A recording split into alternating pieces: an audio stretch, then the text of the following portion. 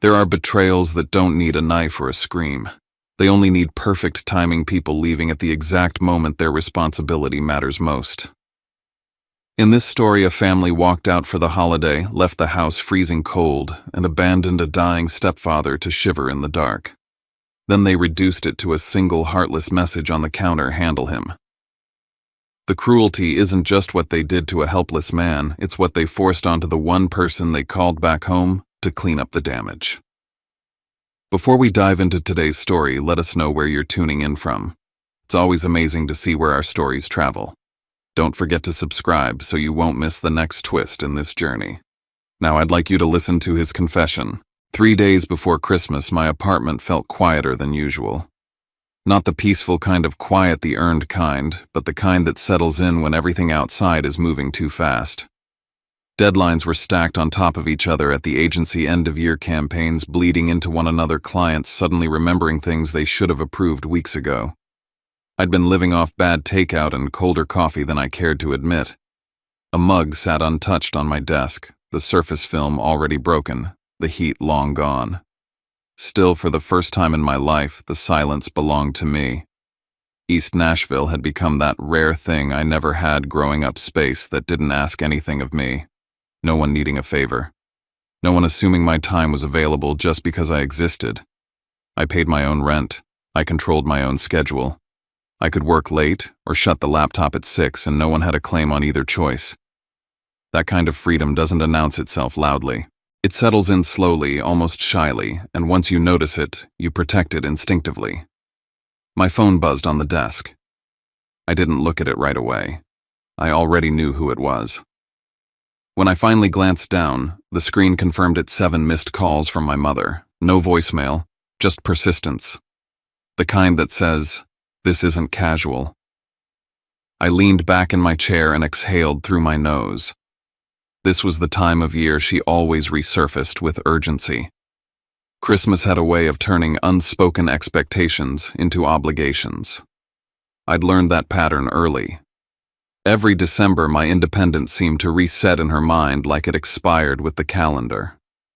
I told myself I'd call her back after finishing one more paragraph, then another. Then the phone buzzed again, lighting up the room. I stared at it for a full 10 seconds before answering. "Are you avoiding me?" My mother Celeste said, her voice already carrying that familiar blend of sweetness and disappointment. "I've been working," I said. Which was true, just not the whole truth. "Well, I've been calling," she replied lightly. I was starting to worry. She didn't ask how I was. She never did when there was a reason for the call. "What's going on?" I asked. A brief pause. I could hear movement on her end dishes, maybe. Normal sounds meant to signal nothing was wrong. So she said, easing into it, "What are your plans for Christmas this year? Your birthday's right there too. We need to know what you're doing." There it was. The annual inventory of my availability. "I'm planning to come by on Christmas Day," I said carefully. "Like always. Drop off gifts, stay for a bit.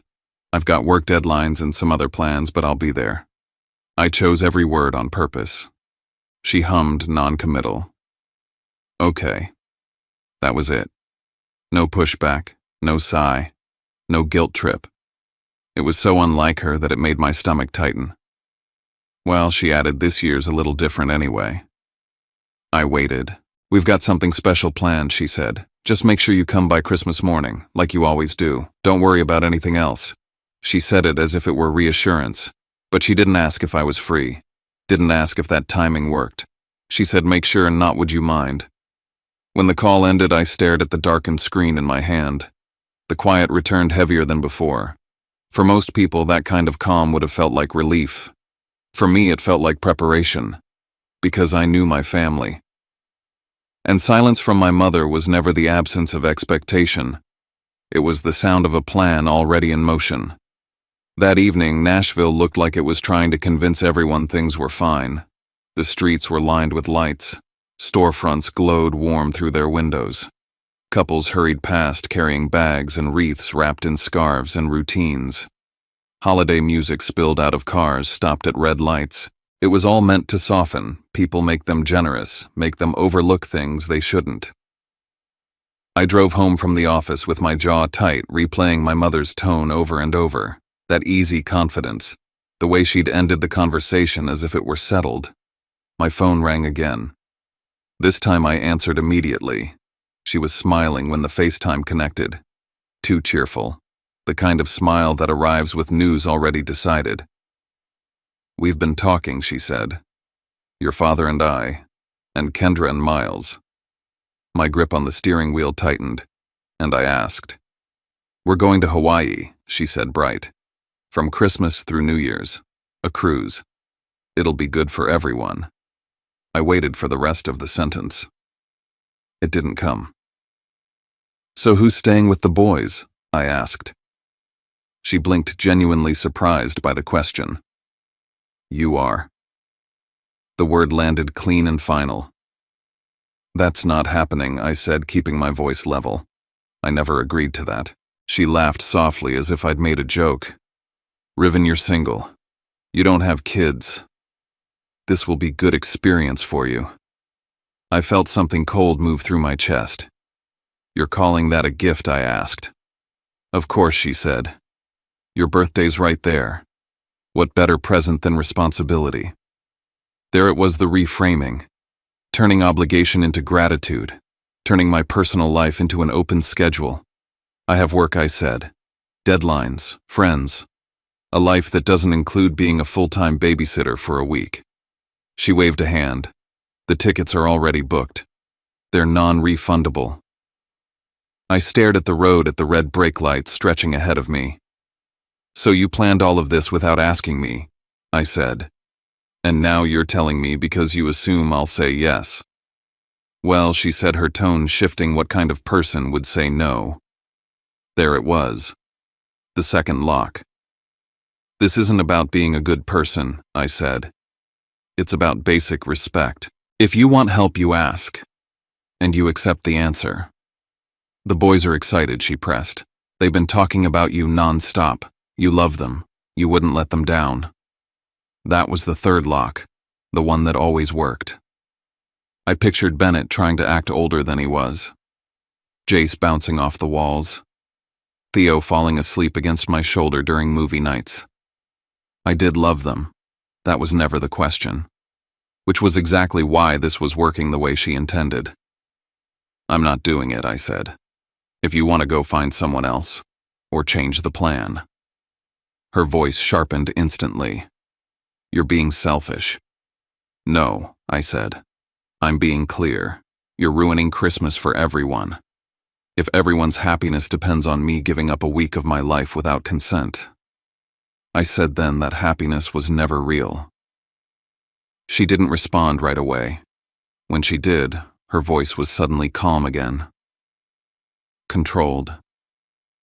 "Let me have your father talk to you," she said. "He'll explain it better." The call ended. I sat in my car for a long moment after the engine idling, holiday music still playing softly in the background. I knew this move. I'd seen it my entire life. When pressure didn't work, they brought out reason. When reason didn't work, they brought out family. And when family didn't work, they rewrote the story until I did. I watched the screen fade to black and felt the weight settle in my chest. The conversation hadn't even started yet. But somewhere between her smile and that final confident click, I understood something clearly for the first time. They weren't asking for my help. They were counting on my compliance. The night before Christmas didn't feel like Christmas. Not in the way I remembered it as a kid, with warmth humming through the house and cinnamon in the air and laughter spilling out of every room. In my apartment in East Nashville, there was only the sound of a neighbor's Christmas playlist coming muffled through the wall, a reminder that the world was still turning festive, even if mine had come to a slow, aching crawl.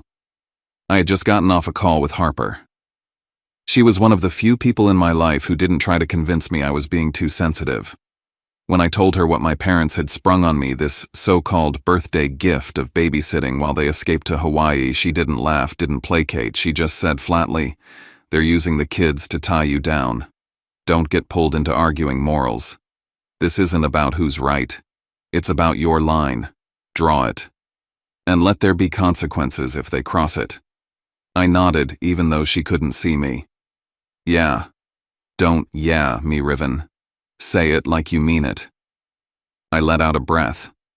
If they cross the line, they'll get the fallout. I won't be guilted into giving up my time again. Not 5 minutes after I hung up, my phone buzzed again. Dad. Of course. He always came in after Mom had pushed too hard, like a mop sent in to clean up the emotional spill. I answered, expecting the usual calm tone, the rational appeal. And he delivered. Hey son, he said, his voice easy, like nothing was wrong. I don't want this to get tense. Let's just talk. I didn't say anything. He took the silence as an opening. I know your mother can be intense, but she means well. This whole trip, it's something they've planned a long time. And you know how much the boys love you. My grip on the phone tightened. Dad, I said, keeping my voice steady, I'm not available. I've got work, I've got plans. I'm not babysitting. He didn't argue. Didn't push. That's what made it worse. No one's asking you to stay the whole week, he said, like he was offering a treaty. Just swing by on Christmas morning. Bring the gifts. Share breakfast. Then you're free to go. I narrowed my eyes at the ceiling. You're sure that's all? Absolutely. Nothing more. I paused. Because I'm not staying and I'm not babysitting. This isn't a trick. Of course not, he said, almost too fast. Just a short visit like old times. I hung up with a knot in my gut. It was too smooth, too agreeable. My dad rarely folded that easily, especially when Mom was on a mission. Still, I tried to believe it. I spent the next day wrapping gifts for the boys, maybe a little too lovingly for someone who was only planning a short visit. I picked out a fantasy graphic novel for Bennett, a sleek engineering kit for Jace, and a plush dinosaur pajama set for Theo, complete with matching slippers. I could already imagine their eyes lighting up. As I tied ribbons and taped tags, I told myself, this is all you're doing. You're not stepping past what you said you would. And I meant it. Or I thought I did. That night around 10 p.m., I sent a text, I'll be there by 11 tomorrow. I didn't expect a reply. Mom usually left my messages on read until she felt like answering, but this time her response came back within seconds. Okay. We'll be waiting. Be on time. That was it. No hearts, no Merry Christmas Eve, no playful guilt, just a cold timestamp like a boarding pass. I stared at it for a long time, unsettled by how rehearsed it felt. They weren't waiting for a visit. They were waiting for a handoff. Christmas morning was the kind of crisp you only get in Tennessee after a cold front sweeps through, when the sky is pale blue and the sun throws sharp shadows on every snow-dusted rooftop. I left East Nashville with the passenger seat full of gifts and a quiet in my chest I couldn't shake. The streets were mostly empty, save for the occasional bundled-up couple walking a dog or a family herding kids into a minivan. My radio was playing some smooth jazz rendition of Silent Night, but it only made the hollowness sharper. Franklin, where my parents lived, looked like something off a holiday postcard. Their cul-de-sac was lined with wreaths and bows, the home symmetrical and grand, every porch lit with golden lights.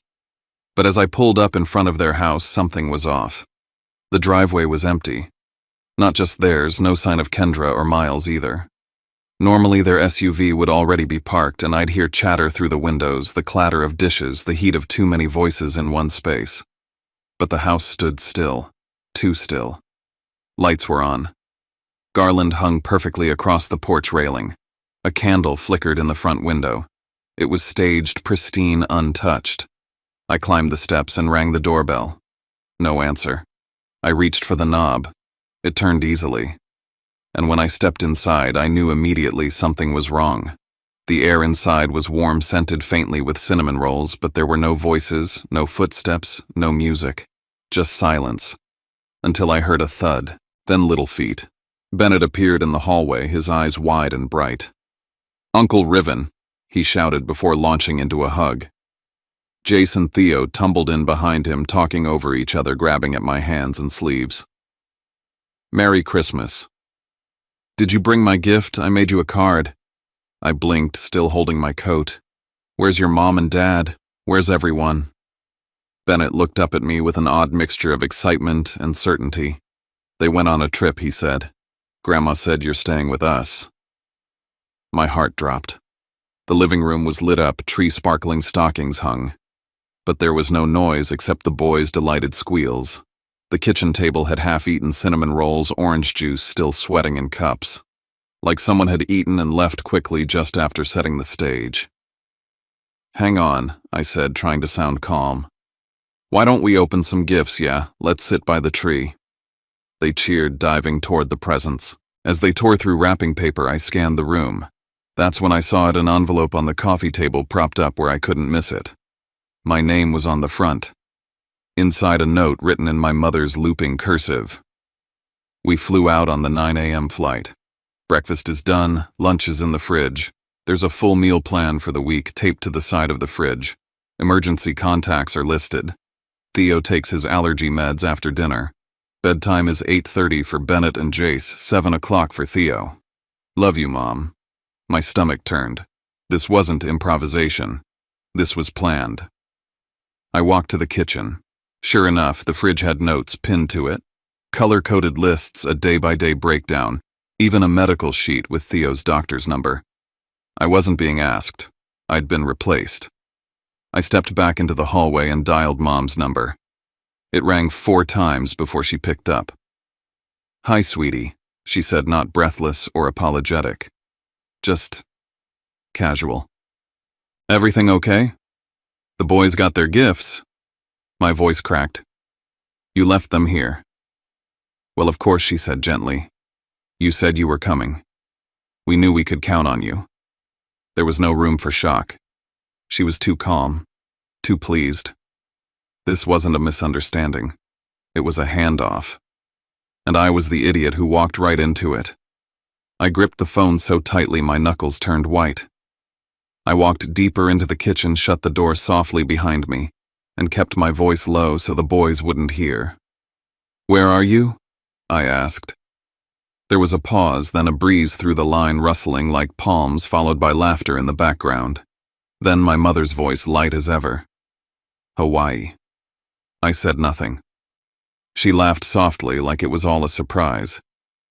Your father and I needed a little break, and we thought what better gift for your birthday than a meaningful experience. You've always been so great with the boys. Now you get to bond with them. Think of it as childcare with a view from the moral high ground. My stomach dropped. You think this is a gift? You're always talking about boundaries and family ribbon. Well, now you have a chance to step up. Show the boys what that really looks like. You didn't even ask me. You would have said no, she said lightly. You've been so distant, closed off lately. No, I said flatly. I've been clear. I could hear the ocean. I could almost see them there. Drinks in hand, guiltless, as if this were normal. I'll ask you again, I said. Who is the legal guardian currently present in this house with 3 minors? You're there. I closed my eyes. I'm here for breakfast, like we agreed. I never consented to stay. You left the country. Oh, come on. You love them. You'd never leave them. You're too responsible. And there it was. The card they always played. Not duty, not trust, but guilt, sugar-coated with love. Manipulation dressed up like flattery. I won't abandon them, I said quietly. But I won't carry your responsibility either. If you and Dad don't return by tonight, I'm reporting this. I will not play pretend for you. She was quiet for a second. Then her voice dropped into something more composed. I knew you'd say that, she said. You're still a good man. Even after everything. That last line sounded almost smug. They had banked on my predictability, on my unwillingness to cause a scene. They counted on my heart to keep me stuck. But not this time. I walked out of the kitchen. The boys were tearing into their toys. Bennett was carefully peeling the tape off a box. Theo had one foot stuck in the leg of his new pajamas. Jace was already assembling the tech set like it was a national mission. I sat on the couch, pulled out my phone, and dialed. The 911 operator answered. I gave my name, the address, and a simple summary. I arrived this morning for a family holiday visit. No adults were here, only 3 minors. I found a handwritten note stating my parents were in Hawaii. They never asked or received consent for me to stay. The operator kept her voice calm, but I could hear the pen scratching. They've left the children unsupervised, she asked. Yes. The note includes instructions, emergency contacts, even dietary needs, so clearly this wasn't an accident. I hung up heart hammering, but something inside me settled too. For the first time, I wasn't just reacting. I was doing something that couldn't be spun or softened. I returned to the living room where the boys were now play-fighting over wrapping paper. I smiled and crouched beside them. Hey guys. Someone's coming over soon to check that everything's okay. They just want to make sure you're safe. Theo climbed into my lap without hesitation. Are we in trouble? No, buddy, I said. Not at all. 15 minutes later, I saw the squad car pull up. One officer stepped out, then another. Across the street, blinds twitched in the neighbor's window. Suburbia noticed everything, especially when uniforms showed up at a house like this. I met the officers at the door and explained again. I showed the note, the texts, and let them into the house. They nodded along, asked for names and relationships. So you're their uncle, one asked. Did you agree to supervise them? I agreed to come for breakfast, I said. That's it. This wasn't consent. This was entrapment. One officer took photos of the handwritten note, the fridge schedule, the labeled snacks and medications. The other asked me to confirm if I had power of attorney or any guardianship papers. I don't, I said. Nothing official, and none was requested. They called my parents. And that's when the tone shifted. I could hear the voices crackling through the speaker. My mother sounded thrown, like she couldn't quite believe the police were real, like she'd expected I'd fold quietly. Then my father got on the line and his voice came through sharp and clipped. He's overreacting, he said. This is a family matter, the officer replied calmly. It became more than that the moment children were left alone without a designated guardian. My father said something under his breath. The line went dead. I looked out the window again. The sky was clear. Still. But I could feel it. The real storm hadn't even begun. The living room felt like a courtroom. Not officially, of course, but that's what it was. Officers jotting notes. The fridge evidence bagged. The boys restless, shifting between innocence and unease. Theo had started sucking his thumb eyes glassy. Jace was full of restless energy, poking at things, building and knocking over. Bennett sat on the floor cross-legged, staring into Space Jaw, set like he was trying not to cry. I got up and moved through the motions. Warm water for Theo, goldfish crackers for Jace. I asked Bennett to help Theo get his new hoodie on. Small actions, soft structure, something to hang on to. The officer in charge asked me to open the fridge again. I pulled open the door, and what I saw made my stomach lurch. Not just labeled meals, but a full itinerary for each kid. Bennett, 30 minutes iPad max. No screens after 7:30. Theo, reminder, has mild allergy to strawberries. Jace, meds in drawer, 2 left side under vitamins. And then a sticky note, Riven knows all this. Not a question, not a suggestion, a declaration. They were framing this like I'd known all along. My heart started pounding again. I wasn't just being used, I was being written into the story, cast in a role I didn't audition for. Just then, my phone lit up again. Dad. I stepped away, answered. What the hell are you doing? He hissed. You called the cops on your own family. What's wrong with you? I didn't call the cops on my family. I reported child abandonment. You're making a scene. You're embarrassing us. I'm protecting them. You're blowing this out of proportion. You lied. You left the country. You tricked me into being here. Silence.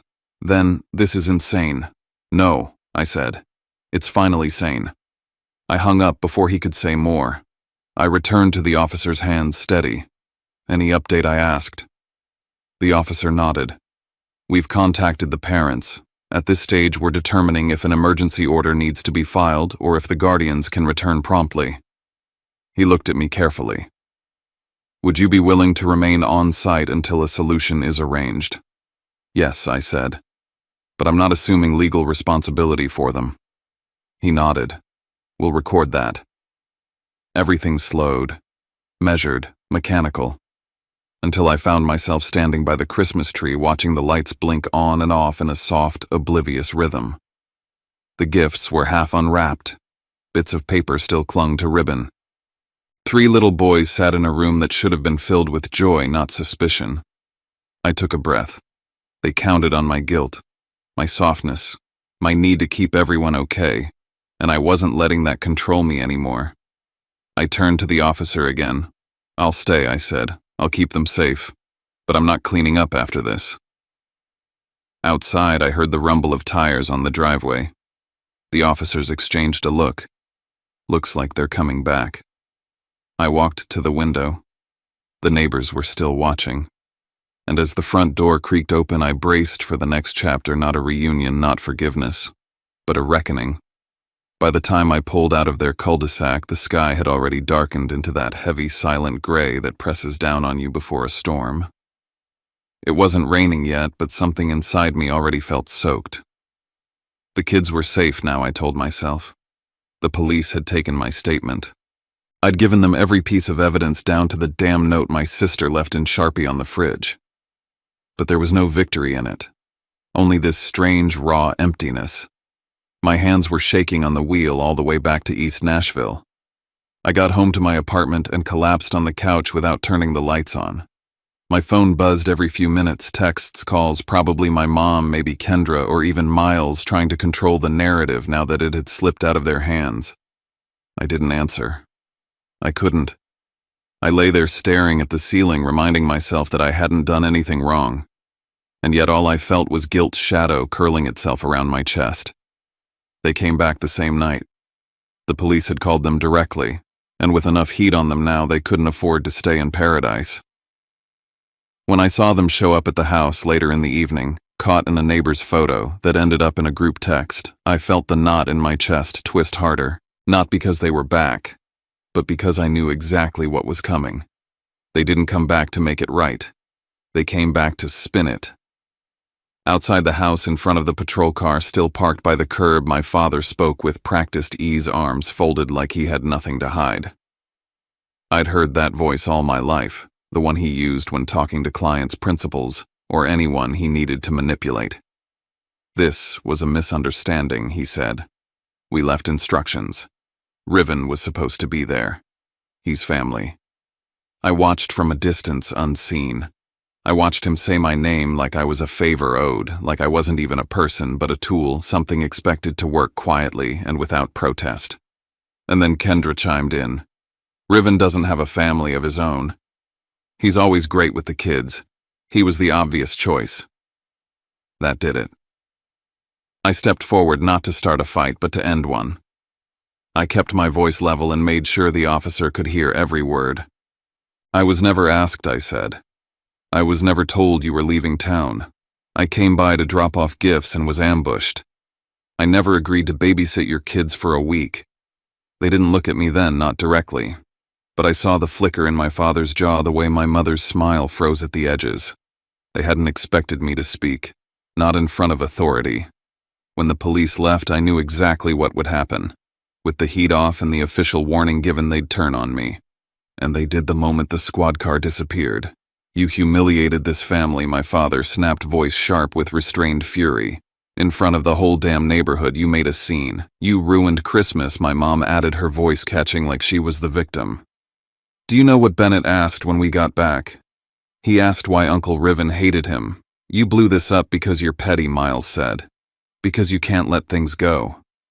They thought if they surrounded me with shame I'd fold. I didn't. The moment you left those kids alone, you destroyed Christmas, I said evenly. I didn't ruin anything. I protected them. And before they could weaponize the guilt any further, I turned and walked out the back door. I'd parked at the end of the block on purpose so I wouldn't have to face them again on the porch, wouldn't have to see the kids watching through the window. I didn't say goodbye to the adults. I did kneel down briefly to hug Theo and squeeze Bennett's shoulder. I told Jace he'd do great at his spelling bee. I left fast so I wouldn't cry. That night my phone kept buzzing again, but this time with Facebook notifications. My mother had posted. It was vague as I knew it would be. A long post about disappointments, people who forget the meaning of family, and a generation so wrapped up in individualism that they forget their responsibilities. No names. But enough breadcrumbs to let everyone guess who she meant.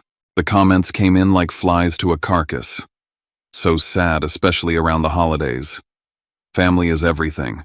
Shame to see someone turn their back on their own blood. I took screenshots of everything. This wasn't just deflection, it was a calculated smear campaign. They couldn't control what happened with the police, but they could try to control public opinion. And they were good at it.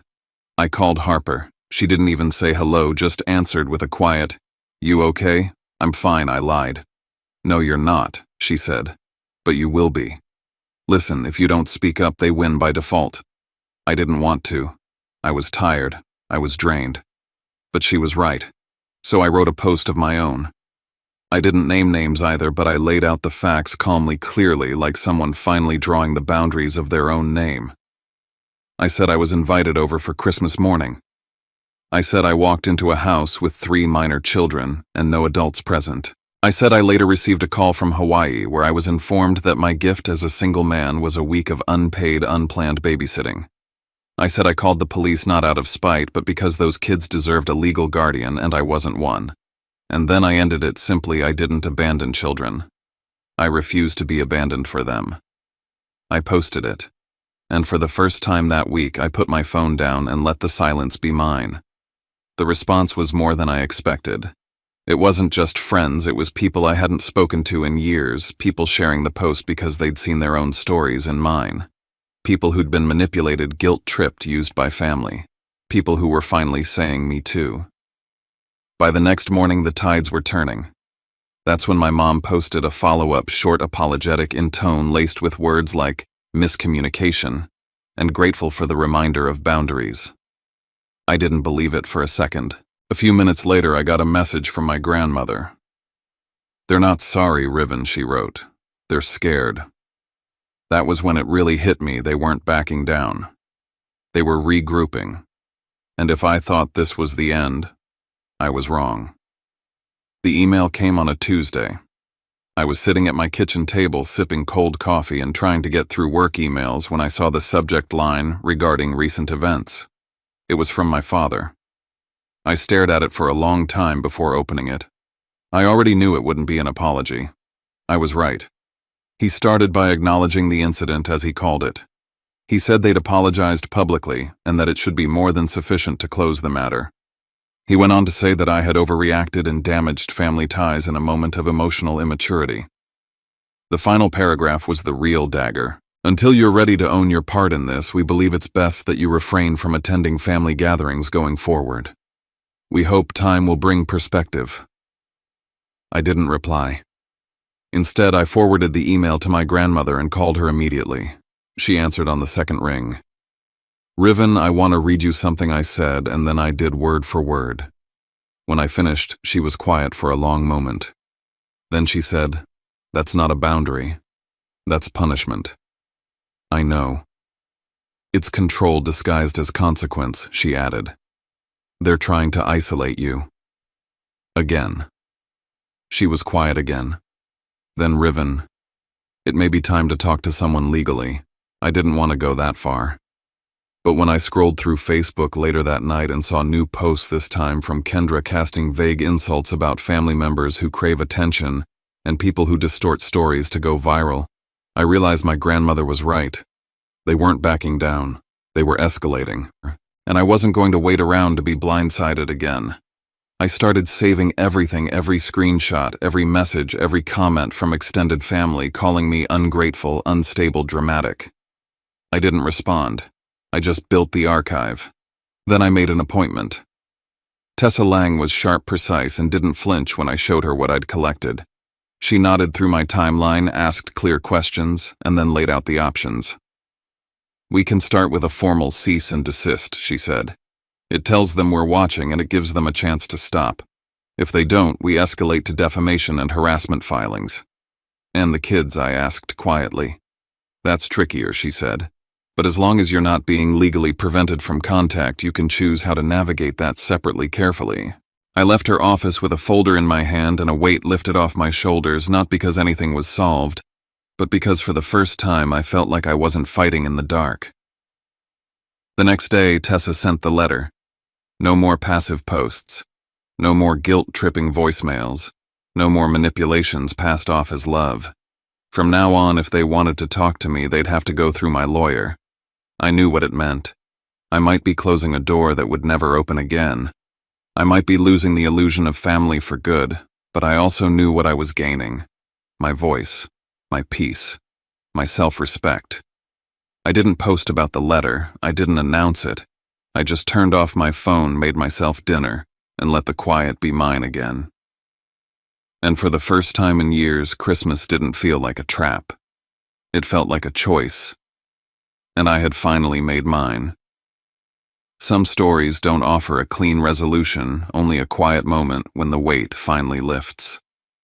And maybe that's enough. What we just heard wasn't just about a holiday gone wrong or a family crossing a line. It was about the courage it takes to name something for what it really is, even when everyone else would rather you keep pretending. We don't always get to choose the families we're born into, but we can choose what kind of person we become in response. And sometimes the kindest thing we can do for ourselves for the next generation is to end a cycle. Not with anger, but with clarity. Not with revenge, but with boundaries. That takes strength, and it takes time. If somewhere in this story you saw a piece of yourself, and you're still holding it quietly, that's okay. When you're ready, feel free to leave a few words in the comments. We read everyone. And if this kind of space helps you breathe a little deeper, you're always welcome to join us again. Just hit subscribe and stay close. Thanks for being with us today. We'll see you in the next story.